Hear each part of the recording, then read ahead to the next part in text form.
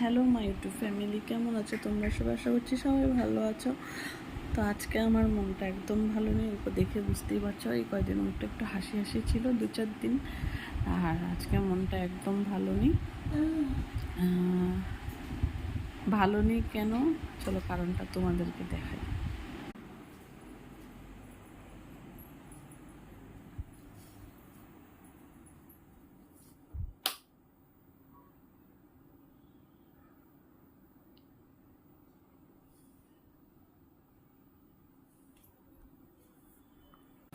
তো দেখলে বন্ধুরা, রুমটা পুরো ফাঁকা হয়ে রয়েছে।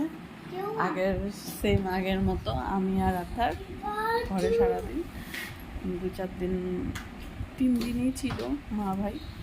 বাস এই কদিন একটু ভালো ছিল, ঘরটা ভরা ভরা লাগছিল। তো মা ভাই আজকে চলে গেছে, এই জন্য পুরো ঘরটা খালি খালি ভালো লাগছে না। আথারও ভালো লাগছে না, আমারও ভালো লাগছে না, খুবই মনটা খারাপ লাগছে। কথাও আসছে না মুখ দিয়ে, বহুত খারাপ লাগছে। তো ভাইয়ের শরীরটা এখন একটু ঠিক আছে, এর জন্য মা চলে গেছে। আবার ভাই ওখানে গিয়ে কাজে জয়েন করবে, তো এই জন্য চলে গেছে। ভাই এখন একটু বসতে পারছে ভালো মতো, তো ভেবেছে যে এখন চলে যাবে, নাহলে লোকের আন্ডারে কাজ করে বের করে দিবে, এটাও একটা টেনশনের ব্যাপার। তো এই জন্য চলে গেছে। তো আমার মনটা একদমই ভালো না। মা বলছে আবার আসবো, সব ভাইয়ের কাজটা একটু ঠিকঠাকভাবে লাগবে না। বাবা আমি খাবো না, তুমি খাও। তো আথার আমাকে এইভাবে দেখে জল নিয়ে আসছে খাওয়ার জন্য। তো এর জন্যই আর কি চলে গেল। এখন বলছে আসবো, পরে আসবো। এখন তো ভাইকে ডক্টর দেখানোর জন্য এসেছি।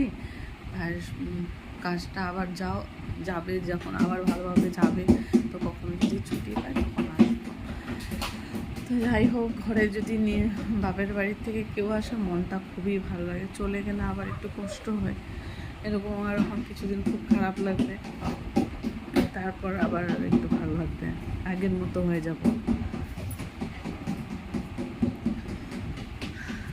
কি বলবো, আজকে সত্যি মনটা বহুত খারাপ। মানে মেয়েরা সত্যি পরের অধীন, এইটাই ভেবে আমার বহুত কষ্ট হয়। নিজের ইচ্ছা হিসাবে কিছু করা যায় না, বহুত কষ্ট হয়। তো যাই হোক বন্ধুরা, তোমরা সবাই ভালো থেকো, সুস্থ থেকো, এভাবেই আমাকে ভালোবাসা দিয়েছো। আজকের জন্য টাটা, তোমরা সবাই ভালো থেকো, গুড নাইট।